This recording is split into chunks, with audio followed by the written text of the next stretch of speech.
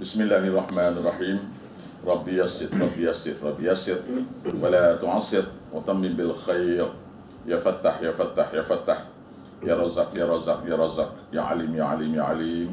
Wa bihi nasta'in. Allahumma Rabbana Rabbi zidna ilma. Allahumma Rabbana ihdina siratal mustaqim.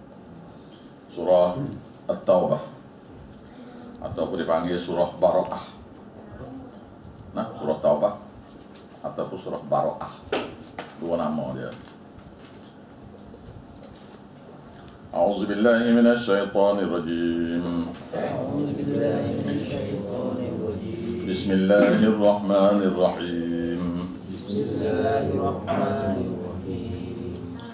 Yuriduna an yutfi'u nurallah biafwahihim wa ya'ballah illa an yutimma nurahu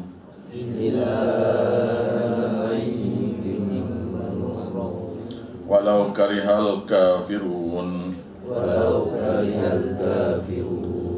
Walladzi arsala rasulahu bil huda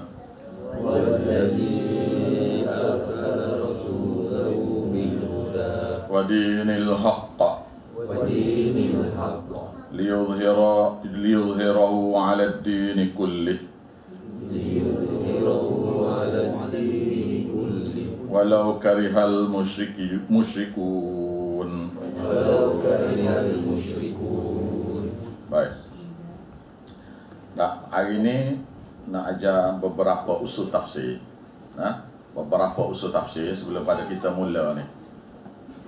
Antara lainnya ialah agama ni, pertama sekali agama ni milik Allah.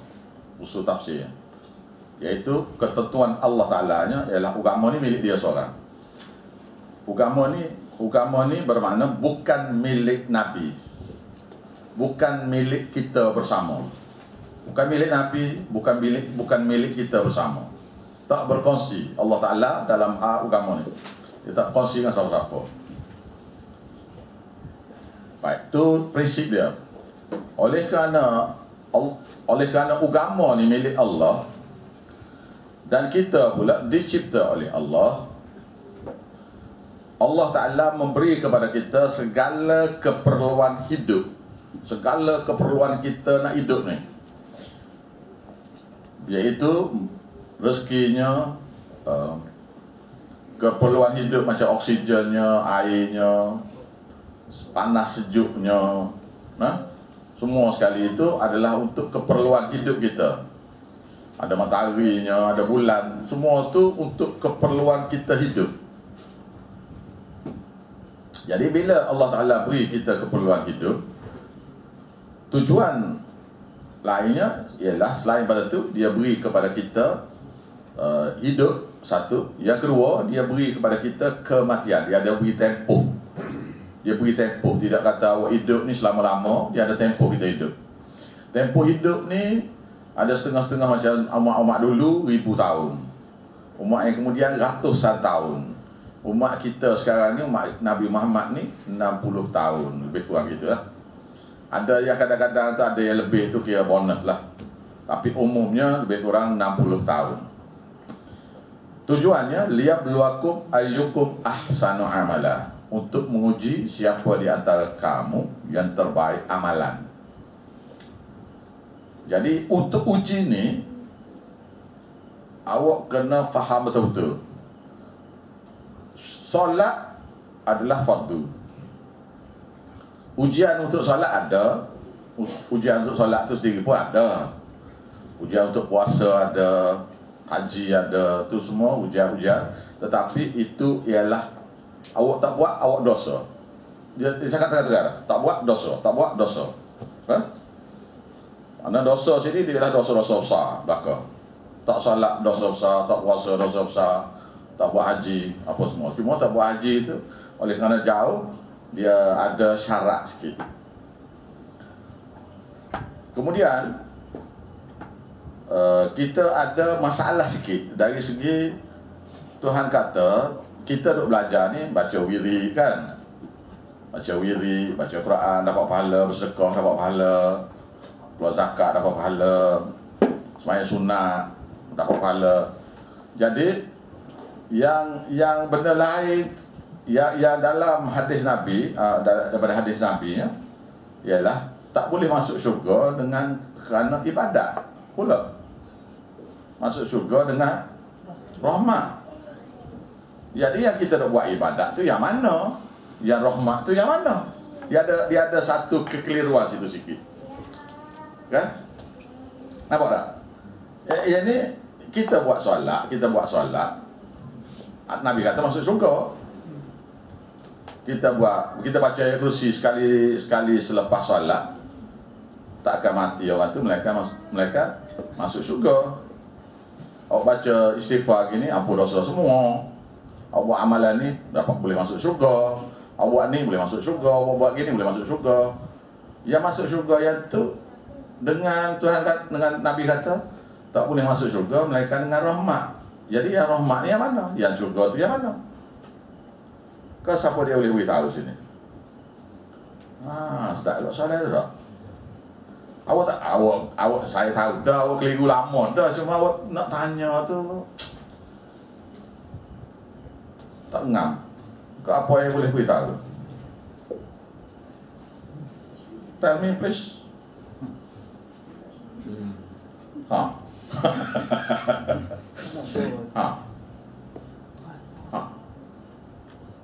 Dengan rahmat Allah.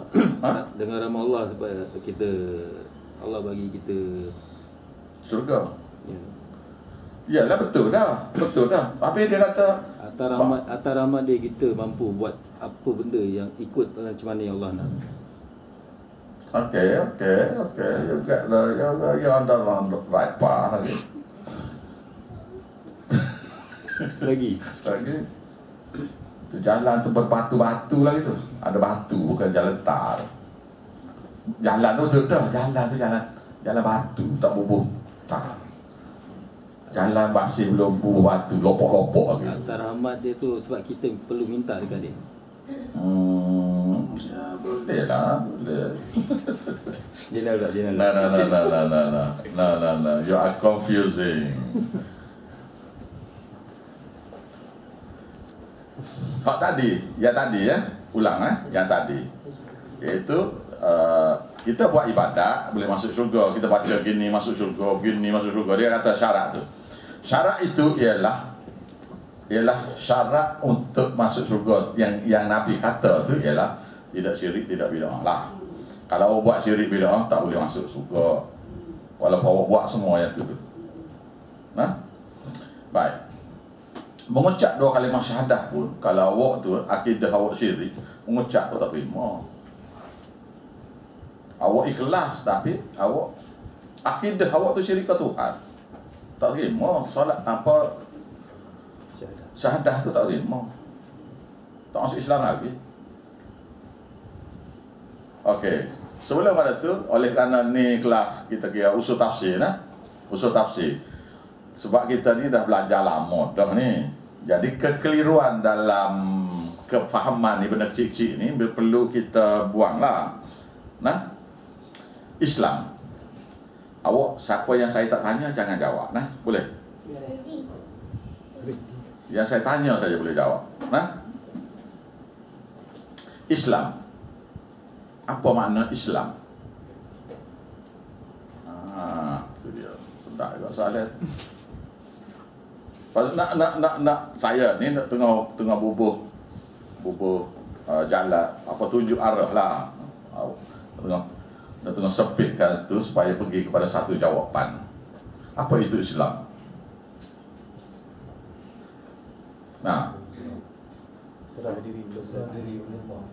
Serah diri bulat-bulat pada Allah. Macam mana serah diri? Perintah mana?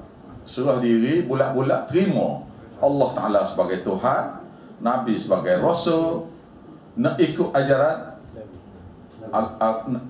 Nabi dan ajaran Allah, syariat ni seperti yang ada dalam Quran dan Sunnah. Bukan? Gitu, penyerahan. Bermakna tidak nak komplain, Tidak ada keraguan. Bila orang beritahu tu, tak ada dah keraguan. Tak ada dah. Terima bulat-bulat. Kenapa babi tak boleh makan? Bukan kerana dia ada cacing, bukan kerana ada kuman. Tak makan tu kerana perintah. Nah, ni kenapa tak boleh makan babi? Oh, kerana kuman ni.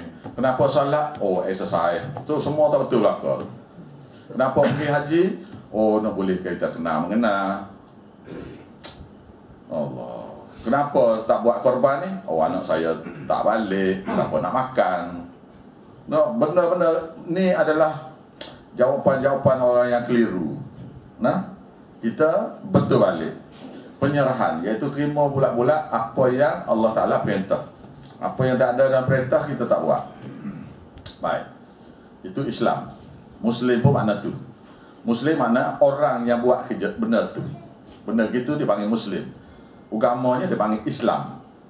Nah, orang yang buat tu dia panggil Muslim. Okey. Lepas tu dalam syurga dia ada tingkatan-tingkatan syurga. Satu syurga ada 100 derajat, 100 tingkat. Ibadat awak buat dan apa yang Nabi kata tu ialah tingkat-tingkat dalam syurga. Ibadat awak buat ialah untuk bila awak masuk dalam syurga, ini tingkatan awak, ini grade awak duduk sini, duduk sini, duduk sini, duduk sini, gitu. Itu ibadat. Tak adalah apa terpesi ni. Nah, tingkatan dalam syurga. Berapa banyak awak buat? Maknanya berapa banyak awak buat, maka berapa banyak itulah derajat itulah. Walau macam mana pun Tuhan boleh beri ekstra sekiranya dia pilih nak berilah. Itu kuasa mutlak dia lah, tak boleh komplain lah yang tu. Awak jangan komplain, Tuhan tak boleh ni, dia rendah pada saya ni, ibadat kurang ni. Tak boleh komplain lah. Itu syarat dalam syurga. Jadi duk hantar pahala tu supaya orang tu duduk dalam tingkatan-tingkatan syurga. Nak masuk syurga tu masalahnya. Masuk syurga kerana rahmat. Betul dah? Terima semua tu betul dah? Ni jawapan dia. Dengan baik-baik lah. Quran ni mau'izatun. Suatu nasihat yang besar kepada manusia. Mau'izatun. Suatu nasihat besar Allah Ta'ala pada manusia, supaya dia nak beritahunya apa dia. Dia kata Quran tu, dalam Quran tu ada apa dia? Ada hudan. Ada hudan, ada petunjuk. Baik, kita ambil asal dulu. Tarik ke belakang dulu. Satu orang Hindu nak masuk Islam, selagi dia tidak terfikir untuk cari kebenaran, dia tidak akan diberi hudan. Apabila dia sudah terfikir, mana satu ni baik ke, ni ke, mana satu Islam ke, dia ke, agama mana ke, Tuhan mana ke. Bila dia start berfikir gitu, maka petunjuk mari. Petunjuk pertama sekali. Petunjuk pertama sekali, Nahmat datang. Jadi petunjuk tadi, dia guna akal dia. Lepas tu dia berfikir, kalau aku ikutkan gini, tak ikutkan gini. Maka dia pilih nafsu dia, tak ikut. Tak ikut tu, mana hudan seterusnya tak dapat. Okey. Nah, petunjuk seterusnya tak dapat. Kemudian bila dia sudah masuk Islam, dia ada petunjuk lain, iaitu kena belajar solat, ada puasa, ada apa tu.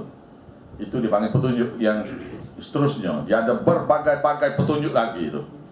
Dia bukan satu petunjuk, dia tunjuk yang ni, guidance, tunjuk yang ni satu. Tapi yang satu ni pecah. Setiap cabang tu ialah petunjuk-petunjuk lain-lain belakang. Nah, petunjuk kepada jalan benar semua. Nah, baik. Dalam banyak-banyak tu kita belajar tu, maka ada perkara yang tentang Quran ni. Tentang Quran ni, ada orang beritahu Quran ni kalau belajar akan dapat ilmu banyak.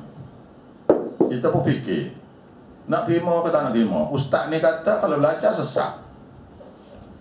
Ustaz ni kata belajar ni boleh dapat petunjuk.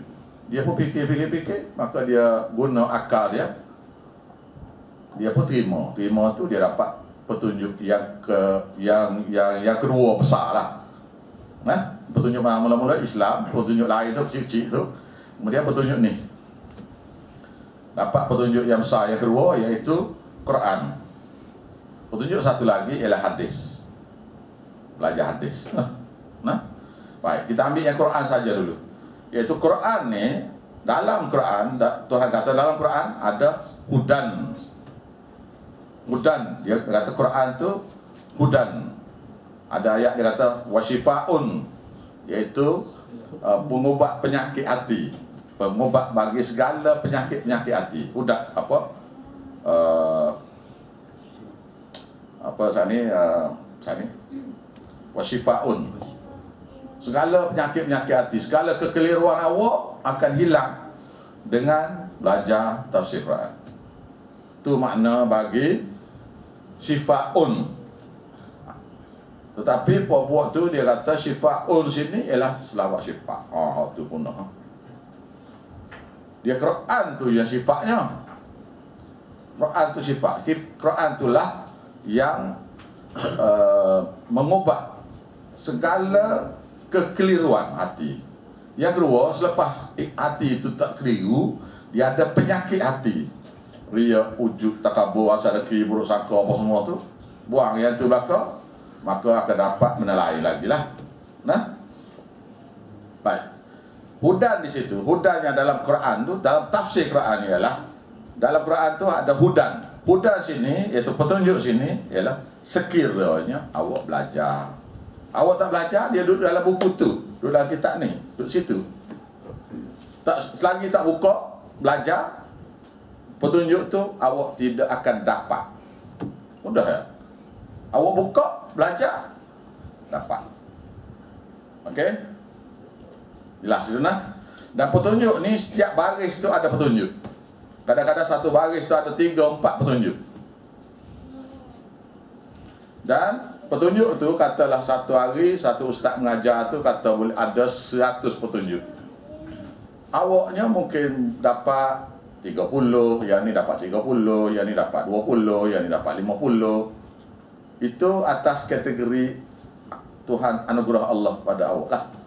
Sebab itulah kena senantiasa datang belajar. Sebab petunjuk yang miss di kelas dulu akan dapat pula di kelas lain.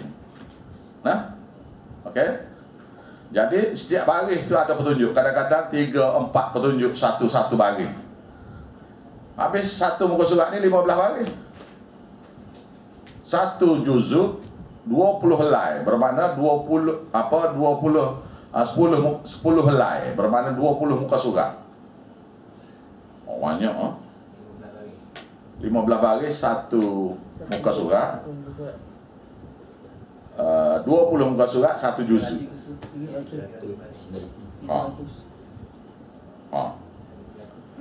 Jadi petunjuk tu ada merebok di semua sekali tu.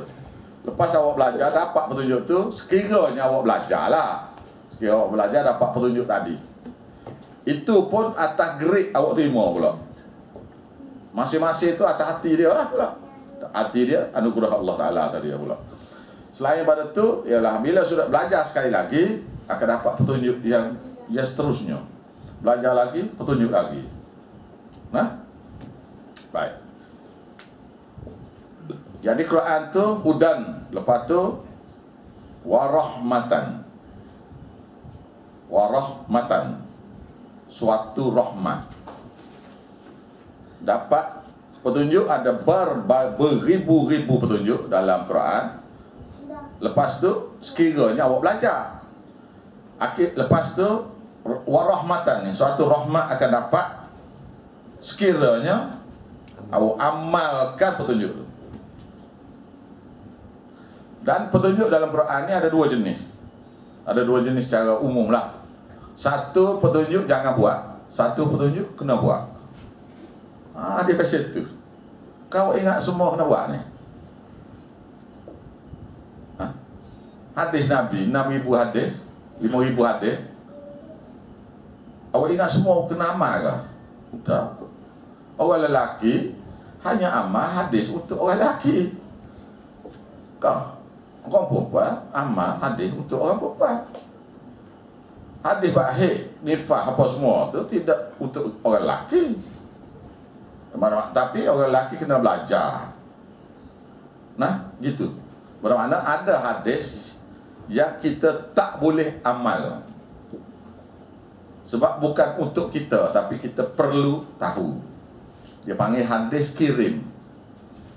Orang perempuan tak belajar, jadi suami itu ambil hadis tu, ajar pada bini dia. Contohlah, nah. Lepas tu dia ada hadis-hadis yang tak boleh buat. Tu dia. Hadis boleh tahu, sahih, tapi awak tak boleh amal. Contohnya, awak jangan jadi pencuri, dia kata misal. Hadis tu sahih, jangan jadi pencuri. Awak amal hadis tu, jadi pencuri lah.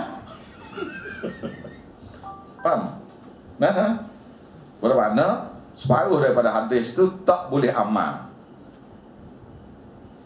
Cakap mudah-mudah. Begitu juga Quran ni. Dalam Quran ni ada cakap pasal zina, tak boleh zina. Bermakna Quran, mana ayat zina tu kita tak boleh amal lah pasal tak boleh zina. Jangan minum arak, tak boleh minum lah. Nah, jadi ada dalam ni perintah suruh satu lagi perintah larang. Yang perintah larang tak boleh amal. Sebagai satu undang-undang yang diberi pada kita lah. Nah, jadi warahmatan, suatu rahmat jika kita amal petunjuk itu. Apa makna dia? Itulah boleh masuk syurga. Amal petunjuk yang ada dalam Quran tu dapat rahmat. Rahmat tu lah boleh masuk syurga nya. Kau tak payah lagi. Faham tak? Bau bah.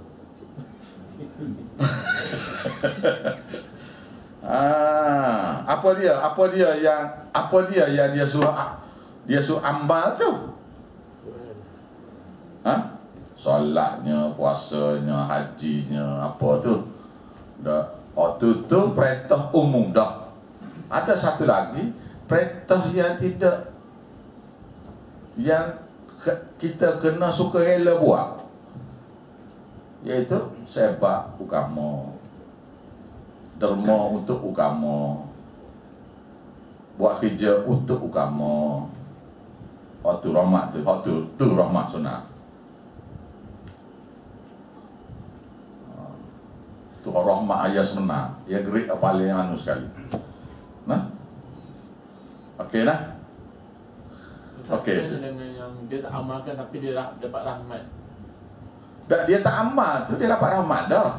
Dia tak boleh amal lah benda tu. Macam orang perempuan dalam ni beritahu jangan kamu kahwin dengan orang ni. Awak tak boleh kahwin lah. Maknanya awak amal dengan tidak buat. Ini maknanya dia tak ikut syariat. Tiba alasan sebelum mati dia dapat rahmat tu termasuk syariat. Tu anugerah lah. Tak boleh komplain anugerah ni. Nah, ingat tu. Anugerah Allah Ta'ala dia tak boleh buat apa tu. Yang kita cakap ni yang umum. Yang dia nak mati tu baru mengucap tu, itu anugerah Allah pada orang tu. Nah, bonus dia. Tak boleh nak buat apa. Macam kita sekarang ni tak boleh nak komplain satu orang tu kaya gitu. Kenapa Datuk Haji daripada Menteri ni? Patut tak boleh dia ni. Lah, itu apa dia jadi Perdana Menteri? Gitulah. Faham tak saya cakap ni? Agong aja, jadi agong. Nak jadi agong kau. Lagi sebenarnya tak ada buat kerja apa. Duduk lepok sana, lepok sini, orang bayar lah kau. Bukan? Makna itu anugerah. Yang anugerah gini ni mungkin ada dalam hati dia satu perkara yang menyebabkan Tuhan beri anugerah tu lah. Ada perbuatan-perbuatan dia yang Tuhan suka. Ataupun saja Tuhan nak beri. Tak boleh buat apa tu. Baik, nah, yang kita cakap ni yang kita boleh buat. Nah.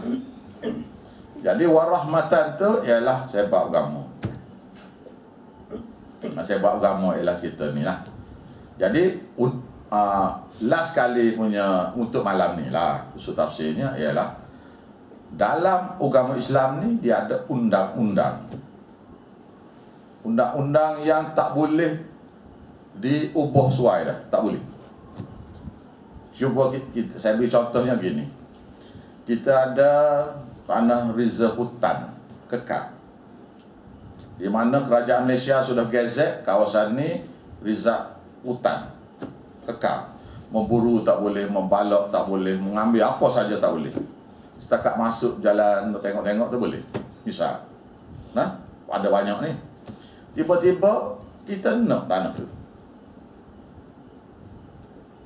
Macam mana nak buat?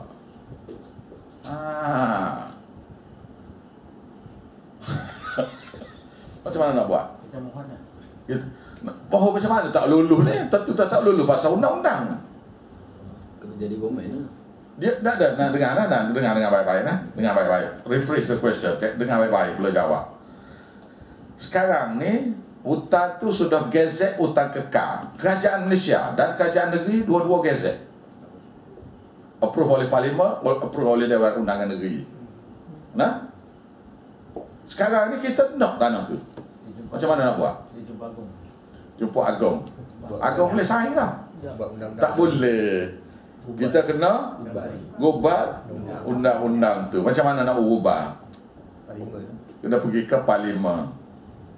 Nah. Lagi kena approve. Lagi majority. Lagi gazette. Lepas tu state tak approve. Dan kita nak buat tu, kerajaan Malaysia ni kerajaan umum, local authority tu pula, kerajaan negeri pula kena ubah juga undang-undang tubuh negeri, bukan? Betul.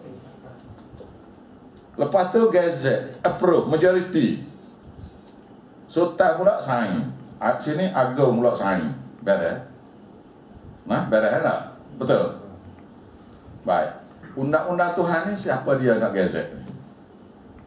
Nak tanya tu. Kau tak boleh tanya gitu. Undang-undang Allah Ta'ala macam Rizal Utan ni lah. Kamu jangan usik ni. Misalnya zina tu kita nak suruh Tuhan approve zina. Macam mana? Boleh ke? Saya kata-kata zina tu boleh kalau kita minta Tuhan approve? Kita mesyuarat seluruh dunia, approve ke tak agak itu dia? Tak boleh tak? Nah, understand lah? Tetapi orang ahli bid'ah ni dia tukar sendiri. Undang-undangnya ialah man amila solihah fali nafsi. Apa saja amalan soleh awak buat untuk diri awak. Wa man asa fa alaiha. Apa saja dosa kamu buat untuk diri kamu. Tiba-tiba kita kata boleh hantar pahala. Lawan siapa tu sebenarnya kali? Allah. Habis cah macam mana agak-agak? Cah je, agak-agak. Cuba agak. 35 juta. Ya, maknanya sini bid'ah ni sama grade dengan sembah berhala. Sama grade. Tadi saya tanya, dah awak ni boleh nak ubah berkenaan zina atau awak tak boleh dah? Undang-undangnya ayat Quran kata man amila solihah fali nafsi wa man asa fa alaiha. Awak ubah dia tu, awak langgar dia. Langgar ayat Quran, kufur. Talqin wa ma yastawil ahya walal amwat. Tidak sama orang yang hidup dengan orang mati. Betul? Betul. Innallaha yusmi'u man yasha. Allah Ta'ala boleh memperdengarkan kepada siapa yang dia nak beri dengar. Beres, pasal tu kuasa dia. Wa ma anta bimismi'in man fil kubur. Tapi kamu tak boleh memperdengarkan kepada orang mati. Kuasa kamu tak boleh. Kuasa aku saja boleh. Maka siapa yang baca talqin langgar ayat ni, ini dia jawab dengan Allah, Nabi tak buat. Memang Nabi tak buat pasal langgar undang-undang. Tak nampak tu. Nanti. Kau tak faham lagi ni. Kenapa Nabi tak buat tu? Kerana langgar ayat Quran. Perintah. Kita pula kata, boleh. Untuk orang yang datang. Untuk orang yang datang dah. Orang kemudian kata boleh. Betul ya. Untuk orang yang datang kat kubur. Dah gitulah bendanya. Tapi sebenarnya Tak ada itu. undang-undang Allah Ta'ala tu kita langgar. Nah, usul tafsir jelas nah. Boleh start ni. Boleh dah. Ada soalan? Ustaz, Ah. kan cerita pasal satu apa ni? Yang pelacur yang bagi anjing minum tu. Kemudian dia kata Apa dia? ada hadis yang cerita yang seorang pelacur tu bagi anjing minum. Bermakna kemudian Nabi tu kata dia akan dapat syurga. Padahal itu salah satu contoh rahmat dia. Dia gini, hadis tu saya belajar hadis tu. Iaitu dia buat ihsan. Dia buat ihsan. Iaitu berbuat baik seperti mana Allah Ta'ala berbuat baik pada manusia. Ihsan dia panggil. Dia ni pelacur. Orang Yahudi. Pelacur. Dia turun pergi ambil air dalam selipar dia, kasut dia tu untuk beri minum ke anjing tu. Allah Ta'ala ampun dosa dia semua sekali. Semua sekali. Itu ihsan dia panggil. Ihsan lah. Dan begitu juga bersedekah. Bersedekah adalah perbuatan Allah kepada makhluk dia. Allah Ta'ala beri pada makhluk dia tak kira. Sebab itu pahala sedekah ni besar. Sebab kita tiru perbuatan Tuhan. Kita nak buat macam dia buat tak boleh. Tapi kita boleh buat yang semampu kita boleh lah. Faham? Sebab tu pahala sedekah besar ya. Apa beza ihsan dengan rahmat Ustaz? Ihsan tu anugerah Allah Ta'ala khah. Pasal dia buat satu perkara yang Tuhan suka. Maknanya dia ni macam rahmat juga lah. Ataupun macam anugerah lah. Anugerah Allah kerana kesian belah. Dia kesian belah kepada makhluk Allah Ta'ala. Ada satu orang tu, dia sudah tak ada kerja dah. Hari-hari dia masak nasi, beri makan ke anjing. Makan ke anjing. Tak mati lagi dia, kita nanti tengok lah macam mana dia ni. Hari-hari dia masak nasi untuk beri makan ke anjing. Anjing hanya liar. Di Ipoh sana. Islam. Ada anjing yang orang buang, dia ambil, dia letak satu tempat, dia beri makan. Sekarang ni anjing itu besar dah. Dia tunggu dia, hari-hari dia tunggu dia. Satu hal ni orang ni, dia sebenarnya tak tinggal lah. Dia ada buat satu benda yang orang tak buat lah. Dia tak mati lagi, nanti kita tengok apa jadi. Kan? Tapi pada dasarnya salah. Salah apa lah. Dia kesian kan? Dia kesian belah ke makhluk. Tak ada masalah apa. Pegang tak haram, siapa kata haram? Pegang anjing tak dosa apa? Air liur dia tu pernah sama. Basah sama gitu. Tak dosa apa? Pegang babi tu dosa. Terbalik Ustaz. Pegang babi tak dosa, makan babi dosa. Ya. Pegang babi tak dosa, makan babi dosa, sorry. Lepas tu dalam hadis dia kata tak payah sama. Tak ada hadis kata kena sama pegang daging babi. Tapi anjing kena sama. Babi tak boleh makan, tak boleh bela berdosa. Anjing bela boleh. Apa dia tu? Terima sajalah tu apa kata dia kan. Tak sedap payah komplain apa. Awak nak sama-sama lah. Saya tak payah, saya basuh sabun saya. Bukan lagi babi, contoh lah. Tapi anjing saya sama. Pasal hadis kata kena sama. Hadis yang mengatakan pegang babi itu kena sama, tak ada hadis. Itu pendapat fatwa ulama aja. Nah, tak, pendapat dia aja. Itu pun 500 tahun selepas Nabi wafat baru ada ya tu.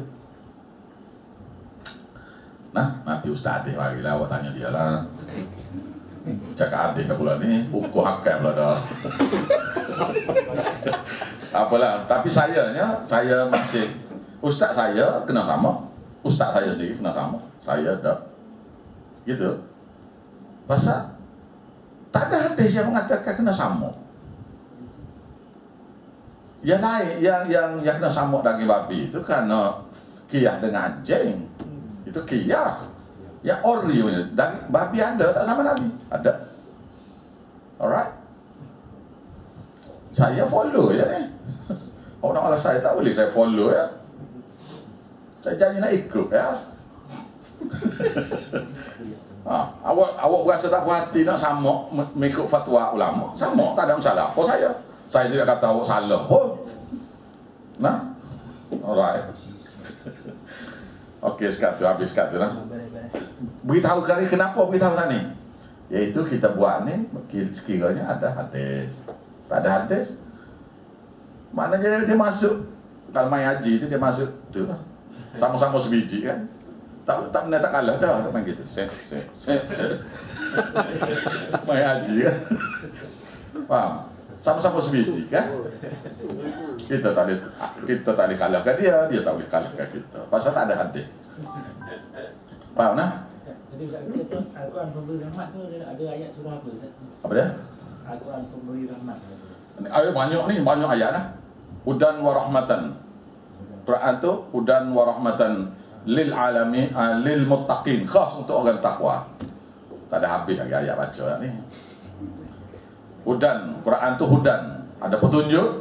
Dalam petunjuk tu sekiranya bila dalam Quran ni dia sebut petunjuk, makna awak kena bubuhnya sekiranya belajar. Kalau tak sekiranya kamu belajar. Wa rahmatan, sekiranya amal petunjuk tu. Kena tafsir gitu. Kalau tidak tafsir gitu, nanti orang kata dapat Quran, dapat rahmat. Jadi kita ayat belajar. Jadi longgar lah. Beli berapa banyak? Ha? Beli berapa banyak? Beli banyak-banyak, letak rumah dapat rahmat, masuk surga. Oh, terjadi lah gitu. Beli Quran banyak-banyak, letak rumah, masuk surga lah kau kita. Tak boleh gitu. Mana sini kena belajar. Jadi setiap ayat gini kita kena tafsirkan betul-betul. Hudan sekiranya kita belajar. Warahmatan sekiranya kita rahmat. Apa? Amalkan. Rahmat tadi ialah tiket untuk ke syurga. Okey? Jadi macam mana nak dapat tiket ke syurga kalau tak belajar pun? See? Habis. Start hari ni. Okey.